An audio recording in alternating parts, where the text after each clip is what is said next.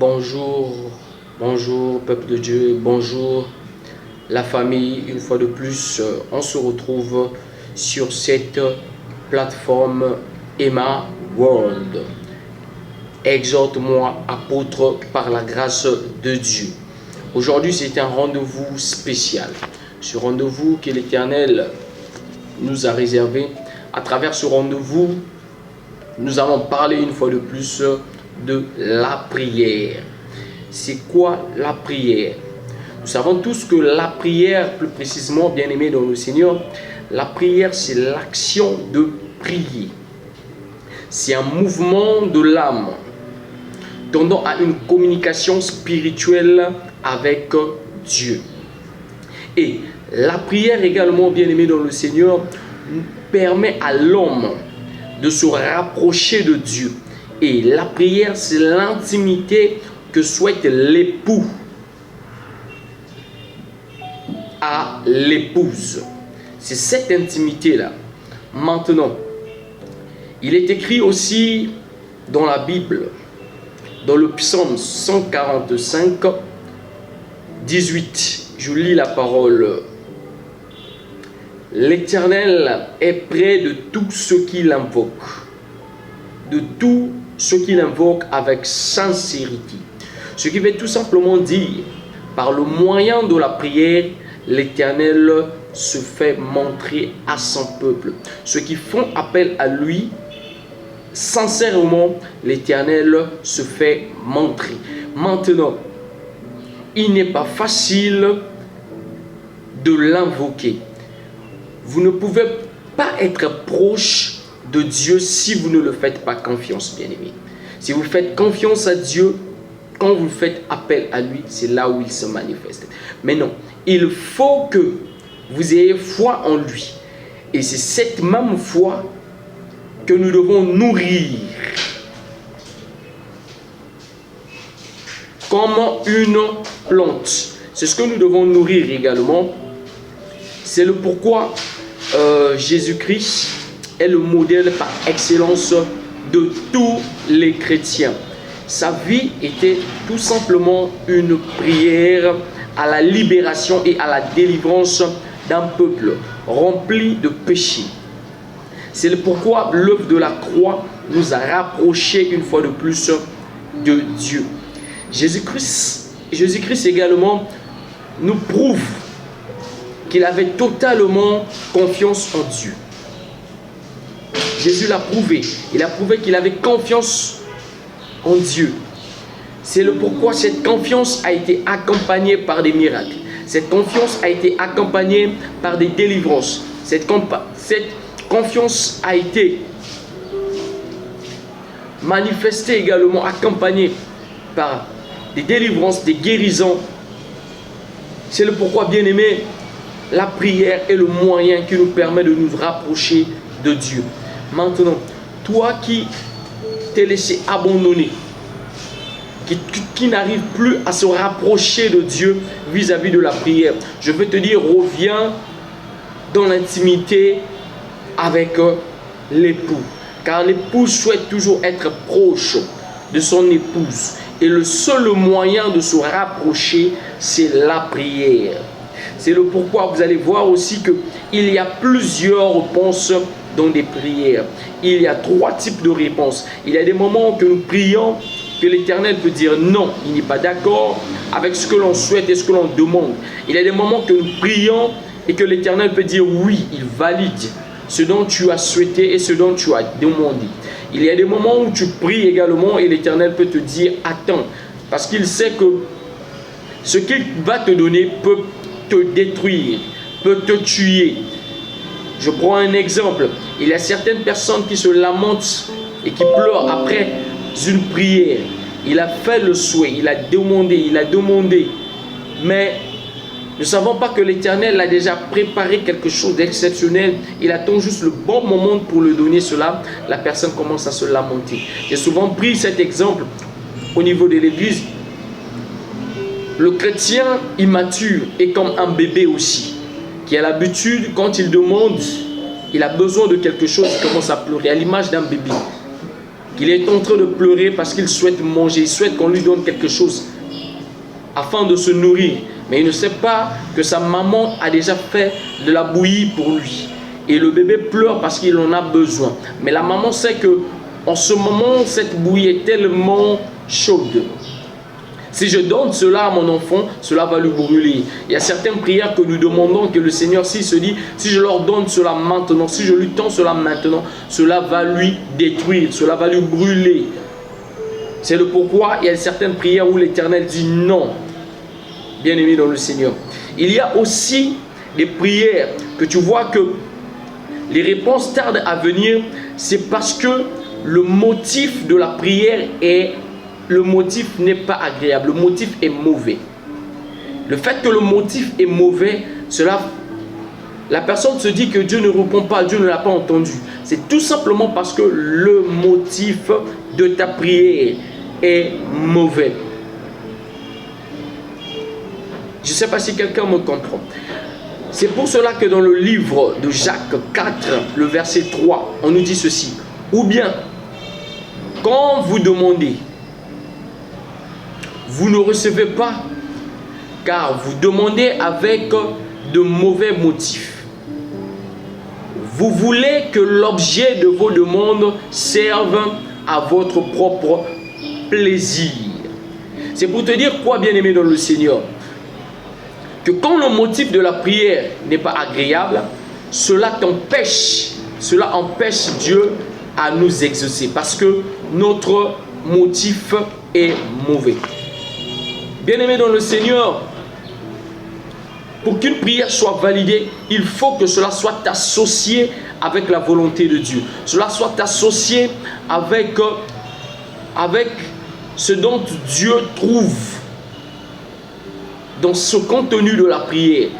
En réalité, dans le contenu de la prière que nous lui dédions, il faut qu'il y ait sa part. Quand on parle de sa part dans notre prière, il doit y avoir un pourcentage.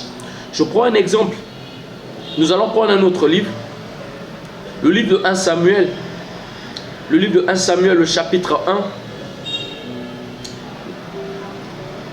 Le chapitre 1. Nous allons prendre un verset beaucoup plus... Nous allons commencer par le verset le plus simple, afin que chacun de nous ait une visibilité, une compréhension. La Bible nous dit ceci. Je prends le verset 9.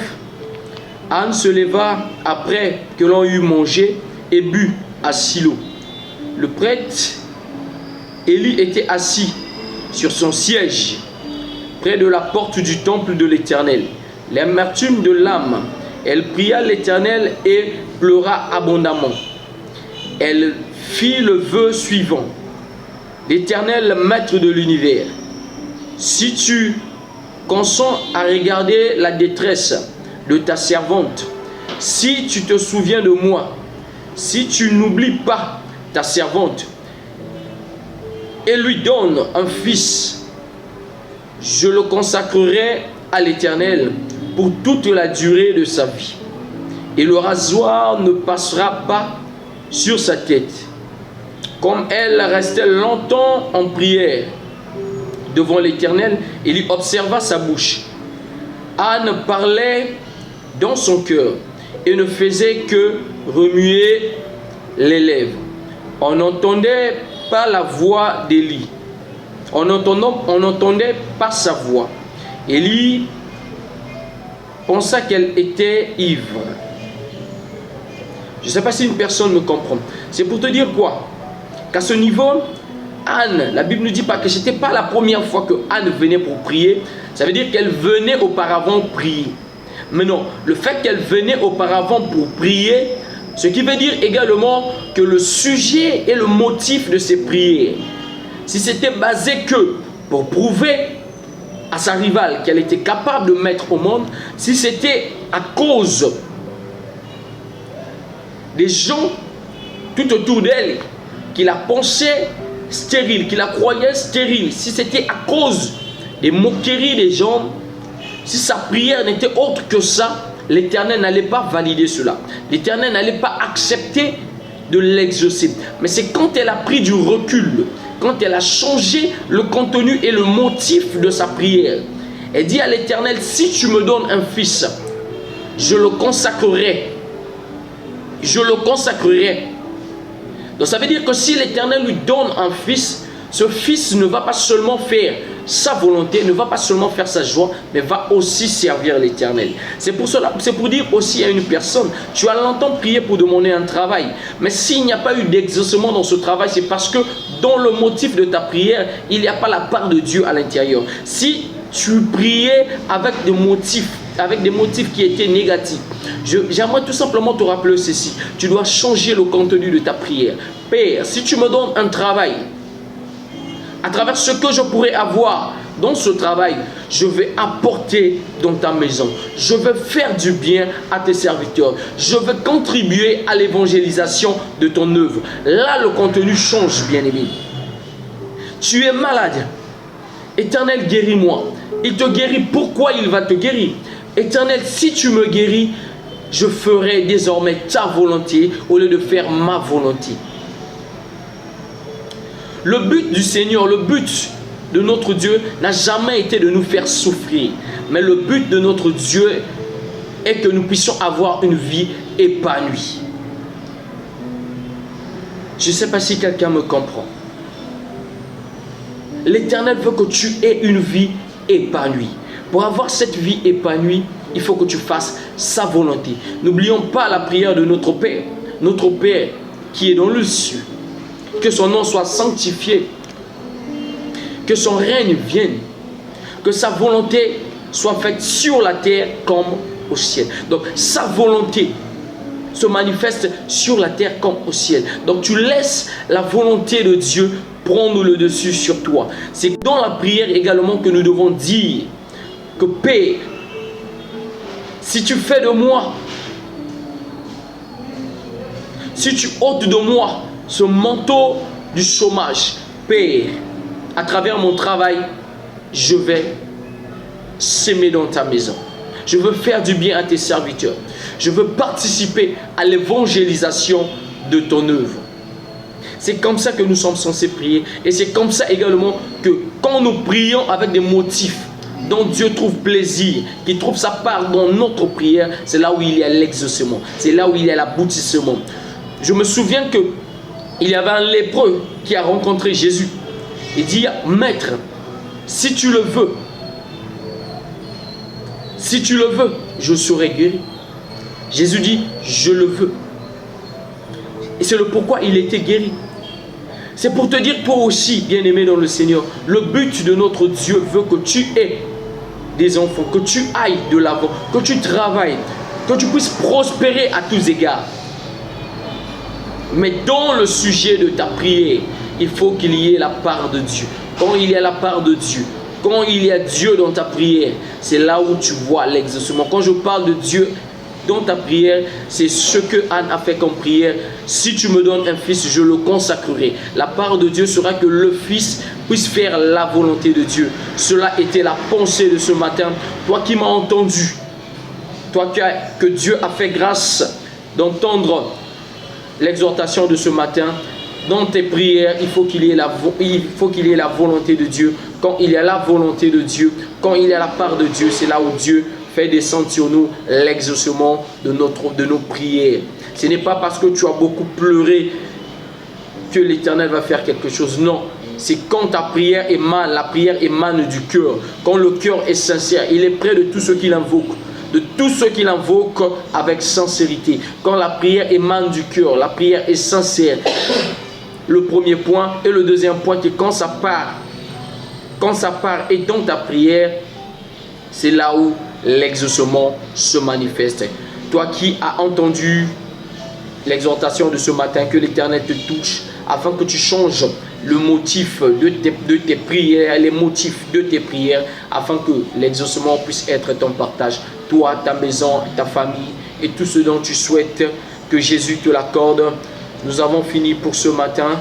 Partage cette vidéo, car à travers cette exhortation, Dieu est capable de toucher, de visiter un frère, une sœur, quelqu'un qui se trouve à l'extérieur du pays, car la vision de cette plateforme est de toucher les nations également.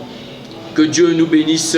J'ai ainsi fini et que le Dieu de mon Père puisse vous accompagner. Un excellent week-end à vous. Au revoir, peuple de Dieu.